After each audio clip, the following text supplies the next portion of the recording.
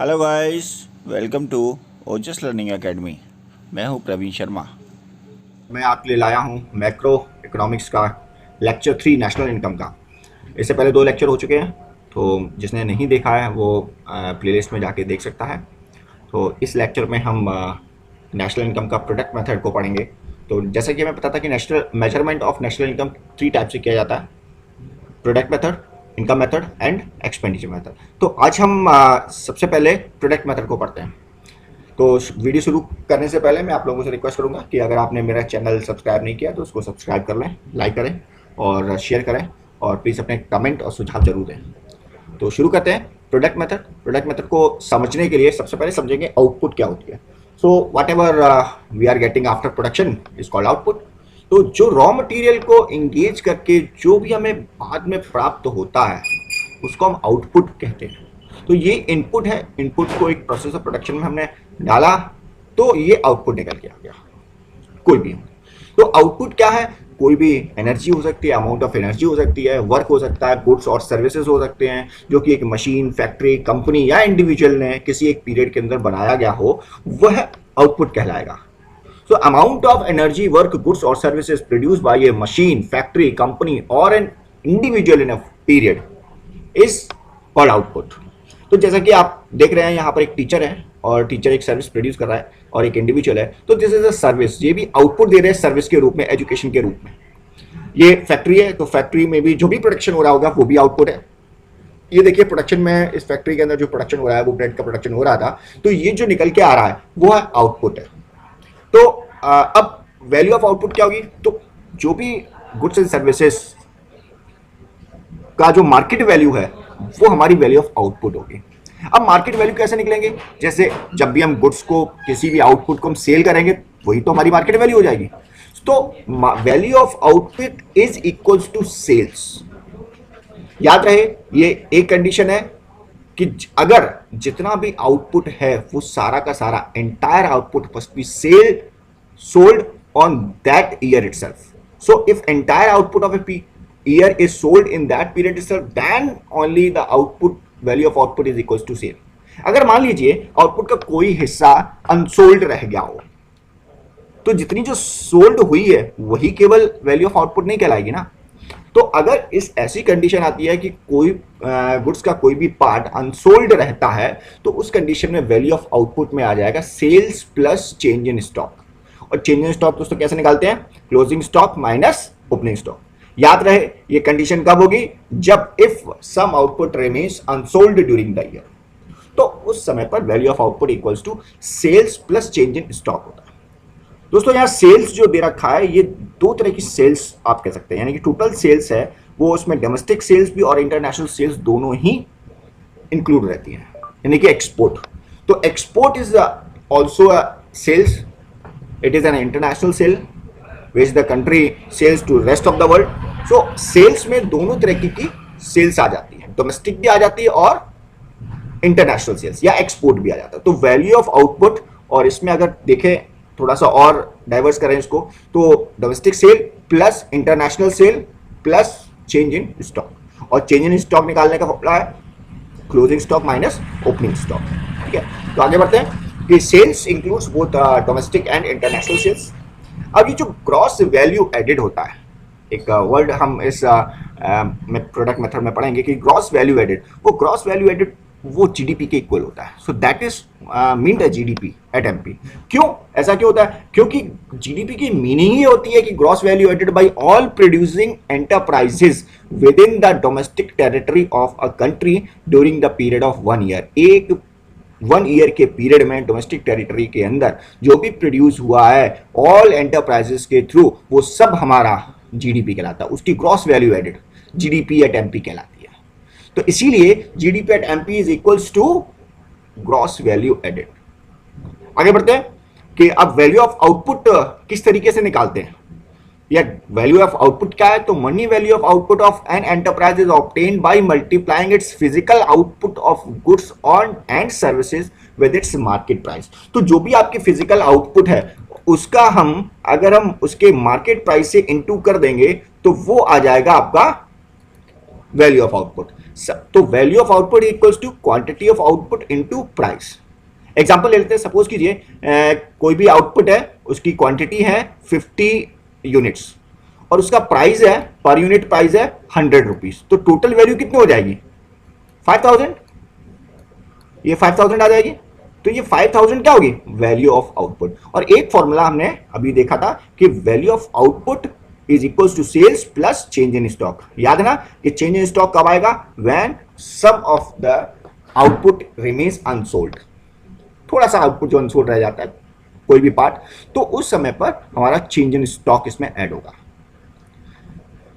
आगे बढ़ते हैं। वैल्यू एडिड क्या है?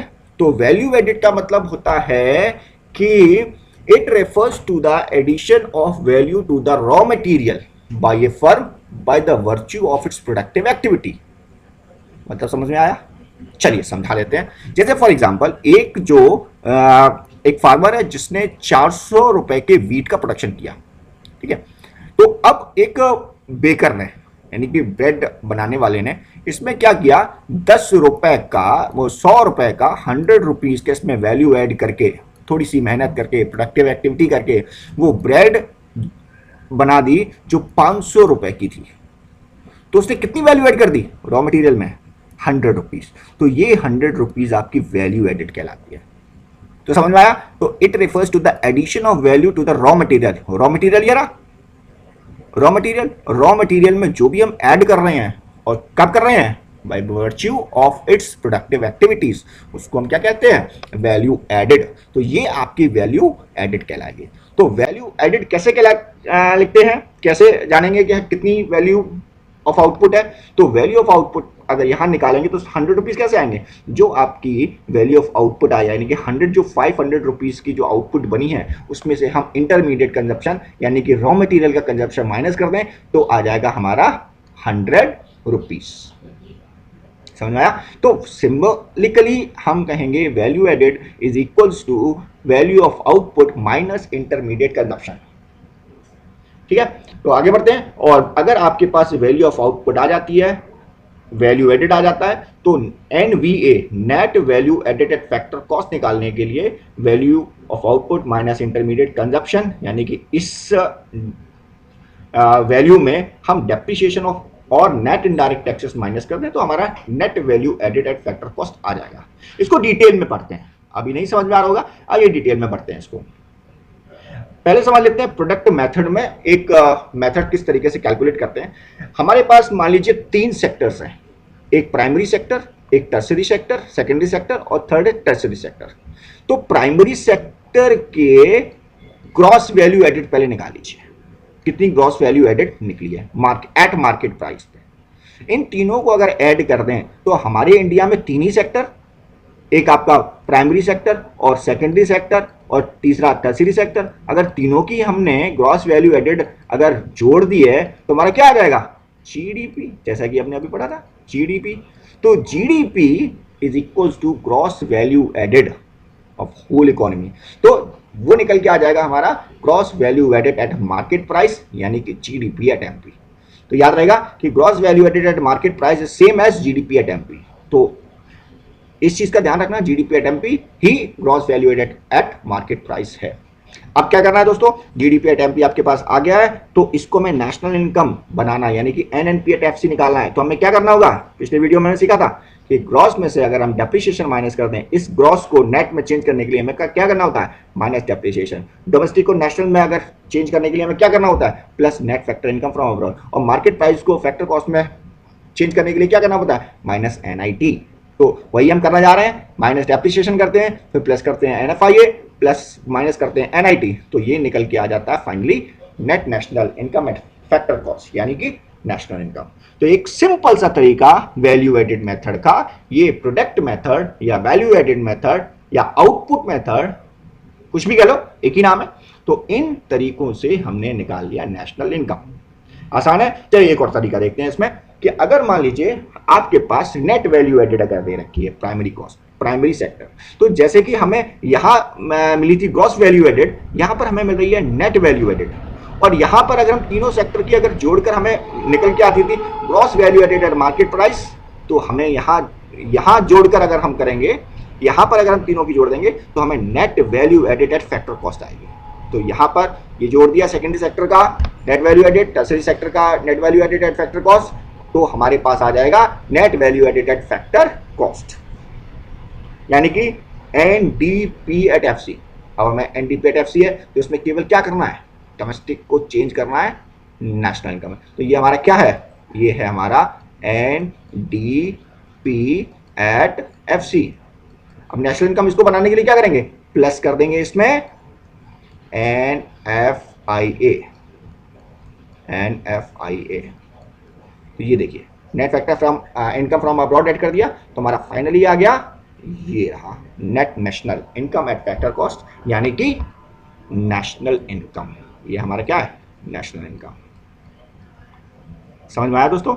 एक और देख लेते हैं, national income by product method. एक और तरीका, अगर जैसे कि हमें सेल्स मिलता है, टोटल सेल्स यानी कि डोमेस्टिक सेल्स और इंटरनेशनल सेल्स दोनों ही इसमें मिली हुई हैं, तो टोटल सेल्स इसमें हमें क्या करना है, वैल्यू ऑफ आउटपुट निकालने के लिए plus change in stock, value of output आ गया, और माइनस कर देंगे अगर हम, ये आ गया वैल्यू ऑफ आउटपुट। इसमें अगर हम माइनस कर देंगे वैल्यू एडेड निकालने के लिए क्या करेंगे, वैल्यू ऑफ आउटपुट में हम माइनस इंटरमीडिएट कंजप्शन कर देंगे। तो ये हमारा निकल के आ जाएगा ग्रॉस वैल्यू एडेड या जीडीपी एट एमपी। सेम है ना, gross value added at MP यानी कि जीडीपी एट एमपी। तो ये एमपी लेके चल रहे हैं, तो ये आपका एमपी है मार्केट प्राइस।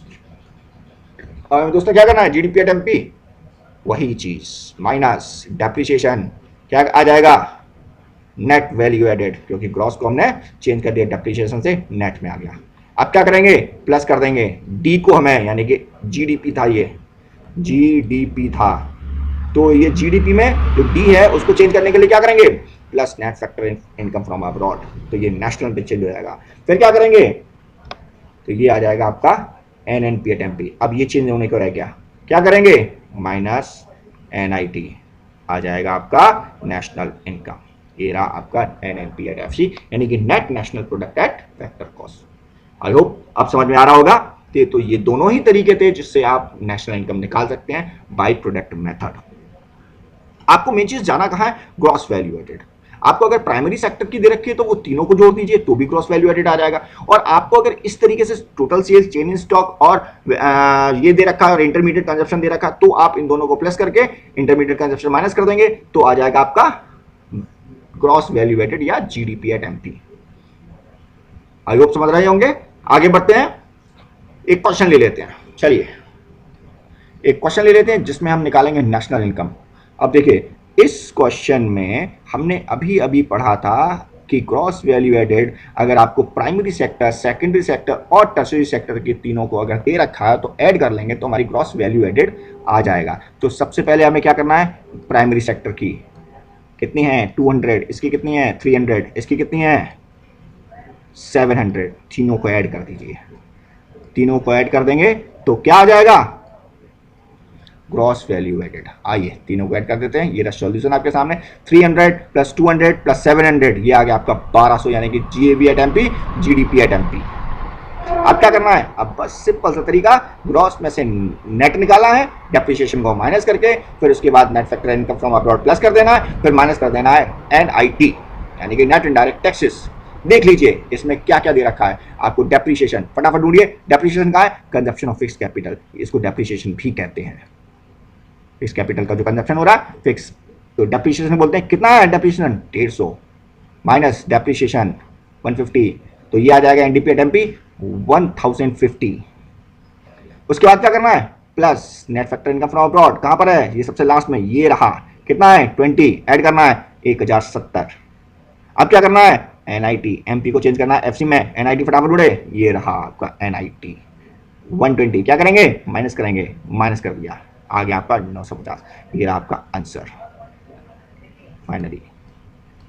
तो आसान है दोस्तों, प्रोडक्ट मेथड बहुत आसान तरीका है। सो अब आगे बढ़ते हैं और समझते हैं कि वैल्यू एडेड मेथड में हमें क्या क्या प्रिकॉशंस लेनी है। दोस्तों ये बहुत ही इंपॉर्टेंट टॉपिक है, ये हमेशा ज़्यादातर बोर्ड एग्जाम्स में ये क्वेश्चन के साथ में इस तरीके के प्रिकॉशन फ्रॉम प्रोडक्ट मेथड, ये आपका इनकम मेथड और एक्सपेंडिचर मेथड की प्रिकॉशंस पूछ ली जाती हैं। एक एक नंबर में भी आ जाते हैं, आप टिक कीजिए क्या क्या इसमें इंक्लूड होगा क्या क्या नहीं होगा। तो इसको बहुत बहुत ध्यान से पढ़ना है। तो हम क्या क्या इंक्लूड करेंगे क्या क्या नहीं करेंगे इसकी सावधानी रखनी है हमें value added method. So precautions, what are the precaution regarding value added method. तो हमें याद रखना है किन चीज़ों को इंक्लूड करना है किन चीज़ों को इंक्लूड नहीं करना है। वो अगर हमें याद रहे तो हम आसानी से प्रिकॉशंस ले सकते हैं। तो क्या इंक्लूड नहीं करना है, तो नॉट इंक्लूडेड आइटम्स, सबसे पहला sales and purchase of second hand goods, इसको इंक्लूड नहीं करना है। क्यों नहीं करना है, क्योंकि ये ऑलरेडी जब इसका इनका प्रोडक्शन हुआ था, सेल हुई थी, इनकी परचेज हुई थी, तब इसकी वैल्यू को पहले ही इंक्लूड कर चुके हैं। अब सेकंड हैंड गुड्स की परचेज में किसी भी गुड का प्रोडक्शन नहीं हो रहा है, यहाँ कोई भी गुड का नए गुड का प्रोडक्शन नहीं हो रहा है, तो यहाँ पर इसको नहीं लेंगे। अगला वैल्यू ऑफ इंटरमीडिएट गुड्स हमेशा माइनस करते आए हैं, तो वैल्यू ऑफ आउटपुट में हम जब इंटरमीडिएट गुड्स माइनस कर देते हैं तभी हमें वैल्यू एडेड आती है मिलती है। तो वैल्यू एडेड को हम डिडक्ट करते हैं, तो ये हमारा नहीं आता है, इसीलिए हम इसको डिडक्ट करते हैं। अगला सर्विसेज फॉर सेल्फ कंजप्शन, इसको भी नहीं लेते हैं। ऐसी कोई सर्विसेज जो हम खुद ही कंज्यूम कर रहे हैं तो वो हमारी वैल्यू एडेड मेथड में नहीं आएगी। क्यों नहीं आएगी, क्योंकि बहुत डिफिकल्ट होता है इसको निकालना, एस्टिमेट करना, तो इसीलिए सर्विसेज फॉर सेल्फ कंजप्शन नहीं आएगा। जैसे अपने टीचर पिता अपने बेटे को पढ़ा रहा है तो या खुद खाना बना के खा रहे हैं, वो सेल्फ कंजप्शन का प्रोडक्शन। कोई भी सर्विस है जो डॉक्टर है वो अपना खुद दवाई ले रहा है, तो क्या इस सर्विस को हम कैलकुलेट कर सकते हैं, नहीं कर सकते। एस्टिमेट करना बहुत मुश्किल होता है, इसीलिए इसको नहीं ऐड करेंगे। फिर इंक्लूडेड आइटम्स कौन कौन से हैं, पहला commission earn on the sale on purchase of second hand goods, इसको ऐड करेंगे। क्यों करेंगे, क्योंकि यहाँ पर गुड्स तो नहीं जनरेट हो रहा है कोई नया, बट सर्विसेज जनरेट हो रही हैं। जो आपके ब्रोकर्स होते हैं ये आपको सर्विस प्रोवाइड कराते हैं कि सेकेंड हैंड गुड्स की खरीद और बेचने की।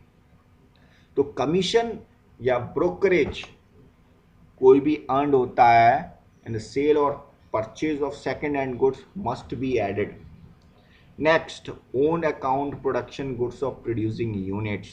अगर आप कोई भी प्रोडक्शन कर रहे हैं, कोई भी एक यूनिट का प्रोडक्शन के जिसका आपने इस्तेमाल अपने ही प्रोडक्शन पे करने के लिए कर दिया, जैसे एक कार फैक्ट्री का मालिक है, वो कार प्रोडक्शन करके खुद ही यूज़ कर रहा है और अपने एम्प्लॉयज़ को ले जाने के लिए लाने के लिए यूज़ कर रहा है उस कार को, तो उसको हम जोड़ेंगे क्योंकि वो नया गुड प्रोडक्शन हुआ है। आगे बढ़ते हैं, production of for self consumption. कोई भी ऐसा प्रोडक्शन जो हम सेल्फ कंजप्शन, यहाँ गुड की बात हो रही है, यहाँ सर्विसेज है, यहाँ गुड्स की बात है, इसको हम काउंट कर सकते हैं। जैसे किचन गार्डन में जैसे हमने सब्जी उगाई, तो सब्जी का जो कंजप्शन हम कर रहे हैं, खुद ही प्रोड्यूस किया, खुद ही कंजप्शन किया, तो वो गुड एक प्रोड्यूस हुआ है, तो उसको हमें इंक्लूड करना पड़ेगा। Next, imputed rent on the owners occupied house. अगर कोई भी ओनर है अपने ही हाउस में रह रहा है तो उसकी जो इम्प्यूटेड वैल्यू है उसको आपको जोड़ना पड़ेगा, क्योंकि वो भी एक, अगर बाहर कहीं रहते तो रेंट देना पड़ता, अपने घर में रह रहे हैं तो नए रेंट नहीं दे रहे हैं, तो लेकिन सर्विस का तो पूरी प्रोडक्शन हुआ, तो उस इम्प्यूटेड रेंट को आप जोड़ेंगे। तो ये आपके 7 आइटम्स हैं जिनको आप केयरफुली आपको याद रखना है, किन चीज़ों को जोड़ना है किन चीज़ों को नहीं जोड़ना है, तो ये आपके प्रिकॉशंस में आ जाते हैं। ठीक है, अब पढ़ते हैं आगे कि प्रॉब्लम ऑफ डबल काउंटिंग क्या है। जब भी हम किसी एक की वैल्यू 2 बार ऐड कर लें तो डबल की काउंटिंग हो गई। तो जब एक प्रोसेस ऑफ प्रोडक्शन चल रहा हो और एक ही गुड की वैल्यू हम अगर हम बार बार जोड़ने लगते हैं तो वो एक प्रॉब्लम ऑफ डबल काउंटिंग हो जाती है। अब जैसे एग्जांपल ले लेते हैं, सपोज कीजिए ये वीट प्रोड्यूस करता है, इसने 400 की वीट प्रोड्यूस की, ठीक है, प्राइमरी सेक्टर का आपने यहाँ जोड़ लिया, हमारा प्राइमरी सेक्टर का 400 प्रोडक्शन हुआ। फिर उसके बाद आपने कहा कि ये जो फार्मर्स था उसने कंजप्शन ना करके इसने बेच दिया मिल वाले को, उसने आटा बना दिया, तो इस आटे का 600 रुपये कन्वर्ट करके 600 रुपये में बेच देता है एक बेकर को। तो ये कहेगा मैंने 600 रुपये में बेचा, 600 रुपये क्या प्रोडक्शन मैंने किया। ठीक है, अब इसे बेकर ने क्या किया, ब्रेड बनाया, और यह ब्रेड 800 रुपये का बेच देता है एक शॉपकीपर को। तो ये बोलेगा हमने 800 रुपये का प्रोडक्शन किया। फिर उसके बाद ये जो शॉपकीपर है ये अपना 900 रुपये बनाकर बेच देगा एक कंज्यूमर को। उसने कहा मैंने 900 रुपये का प्रोडक्शन किया। तो अगर आपने देखा कि कितना प्रोडक्शन टोटल हुआ, तो बोलेंगे ये 2700 का प्रोडक्शन हुआ। लेकिन आप ये भी तो समझिए ये 400 की वैल्यू आपने यहाँ भी जोड़ी, यहाँ भी जोड़ी और यहाँ भी जोड़ी, तो आपका जो रियल वैल्यू एडेड रहा, तो ये 400 रुपये का प्रोडक्शन हुआ, वो 200 रुपये इसने वैल्यू ऐड किए, 200 रुपये इसने वैल्यू ऐड किए और 100 रुपये इसने वैल्यू ऐड किए, तो टोटल वैल्यू कितनी हुई 900 की। तो एक्चुअल प्रोडक्शन कितना है 900, ना कि 2700। ये जो 2700 है ये प्रॉब्लम ऑफ डबल काउंटिंग की वजह से हुआ, और ये हमारे वैल्यू एडेड मेथड से निकालने की वजह से हमने सही आकलन किया। तो if we estimate or calculate GDP, then it comes 400 plus 600 plus 800 900 जोड़ देंगे 2700, बट एक्चुअल वैल्यू GDP की फाइनल वैल्यू कितनी हुई आपकी 900, क्योंकि यहाँ पर बाकी सारी चीजें क्या थी, अदर वर इंटरमीडिएट कॉस्ट। समझ में आया दोस्तों, ये प्रॉब्लम ऑफ डबल काउंटिंग होती है। तो इसीलिए हमें एक्चुअल जीडीपी निकालने के लिए वैल्यू एडेड मेथड का सहारा सबसे सही रहता है। तो किस तरीके से आप वैल्यू डबल काउंटिंग को इग्नोर कर सकते हैं या हटा सकते हैं, या can be avoided by adopting value added method and by taking the value of final commodity. तो फाइनल कमोडिटी क्या थी 900 रुपए की, जो ब्रेड थी वो 900 रुपए की बिकी, तो वो 900 रुपए क्या है वैल्यू ऑफ फाइनल कमोडिटी। तो वही केवल अगर हम ले लें तो हमारा सही आएगा, या हम वैल्यू एडेड मेथड को अपना जिसमें हम इंटरमीडिएट कॉस्ट को घटा देते हैं, तो हमारी डबल काउंटिंग की प्रॉब्लम सॉल्व हो जाती है। So these are the two methods to avoid problem of double counting. I hope समझ में आया होगा। सो आज के लिए बस इतना ही। So thanks for watching and don't forget to press the bell icon button and please like, subscribe and share my channel. Thank you so much.